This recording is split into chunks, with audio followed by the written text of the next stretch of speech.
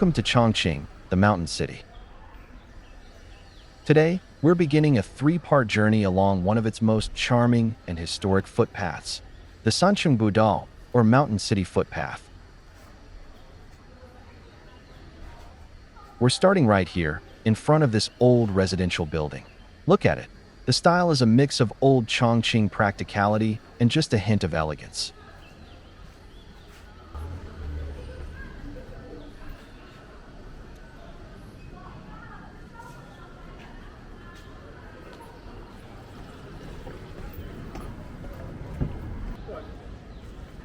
You can see the weathered concrete, the iron balcony railings with delicate patterns, and those classic window frames. Even though it's old, it has a certain stylishness. Almost like something from the 1970s that's aged gracefully.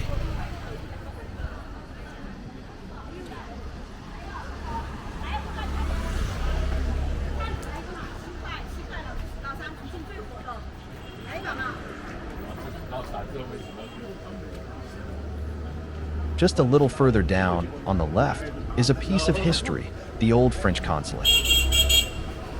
Back in the late 19th and early 20th centuries, Chongqing opened up as a treaty port, and several foreign countries set up consulates here.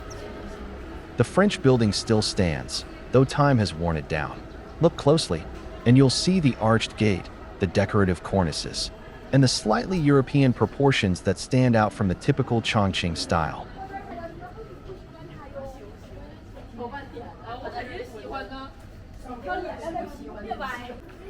You can almost imagine diplomats walking through here, dealing with trade agreements back in the days.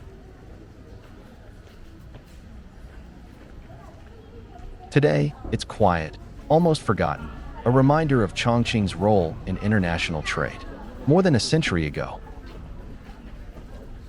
Even though the walls are cracked and the paint is faded, there's a dignity to the place.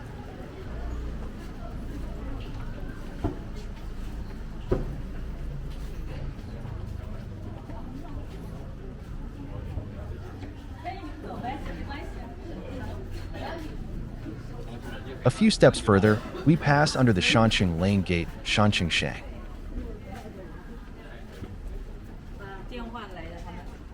The characters are carved into stone, and the top of the gate is decorated with traditional eaves.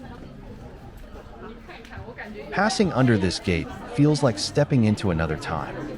Inside, the path narrows, and the buildings press closer together.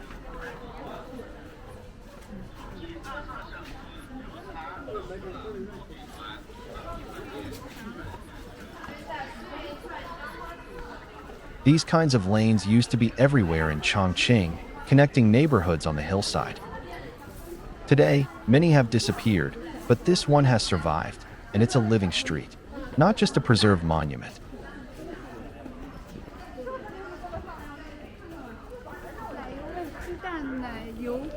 From here, the steps wind down the hill like a ribbon, disappearing between buildings before reappearing further below. The air feels a little cooler here, probably because the path is shaded by so many buildings. This isn't just a tourist walkway. For locals, it's part of daily life. People still use these steps to get to work, visit neighbors, or carry groceries back home.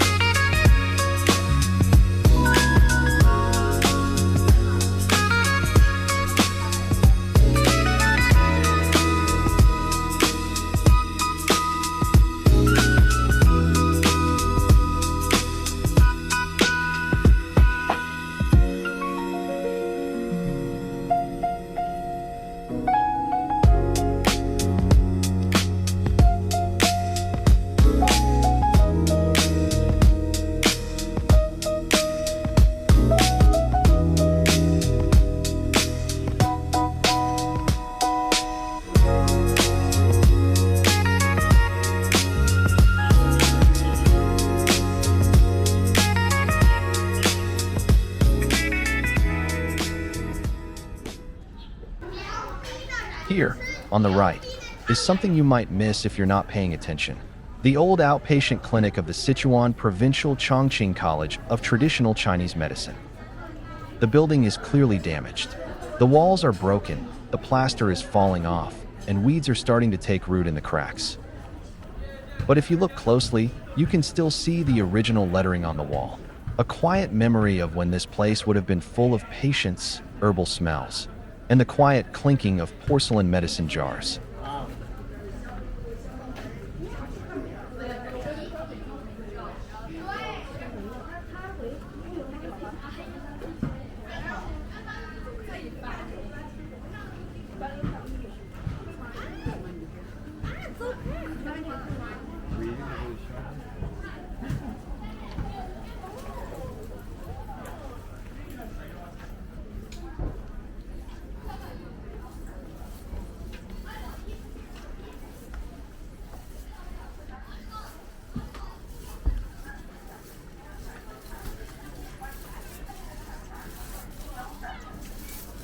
As we keep descending, the path livens up.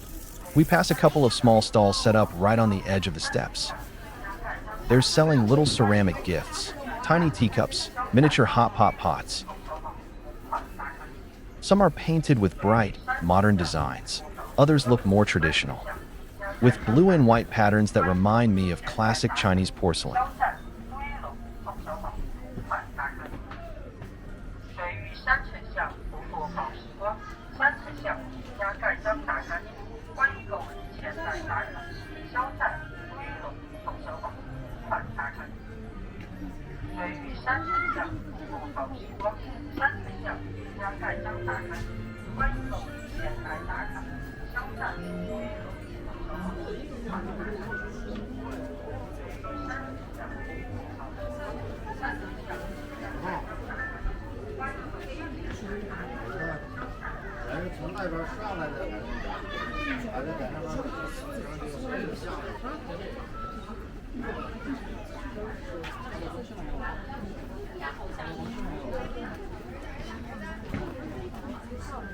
And now, we've arrived at the Renei Church. This small Christian church is tucked right into the hillside, surrounded by residential buildings. The architecture is simple but beautiful. Pale walls, wooden window frames, and a modest cross on the roof. If you peek inside, you might see rows of wooden pews and soft light filtering through the windows.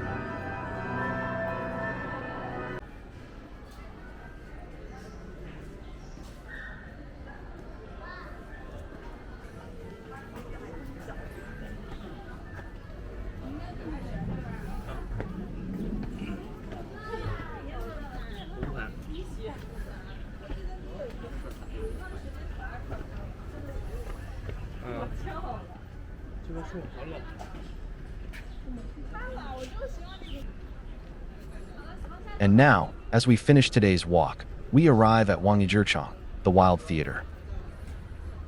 The name itself is intriguing, isn't it? This small open-air performance space is hidden along the path, surrounded by trees and old walls.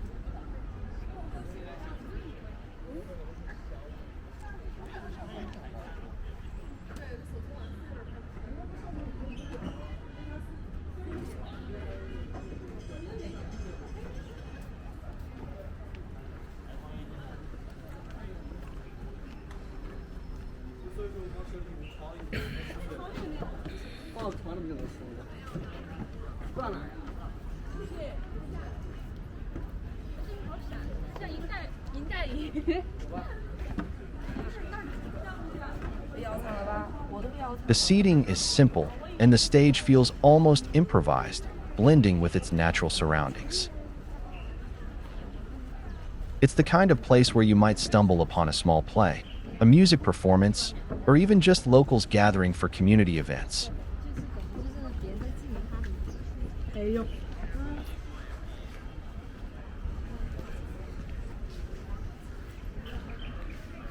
Ending here feels perfect after a journey through old homes, historic landmarks, forgotten clinics, and lively stalls. We find ourselves at a theater in the wild, where stories are still being told.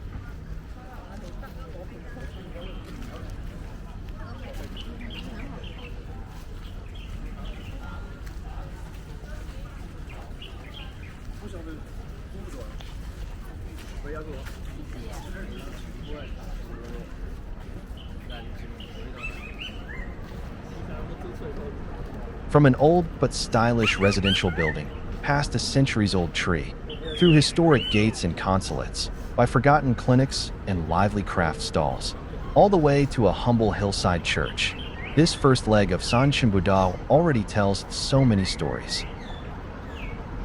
In episode 2, we'll keep going down into busier sections, where the path opens up to some spectacular views, and even more hidden corners of Chongqing life. So, stick around. The mountain city still has a lot more to show us.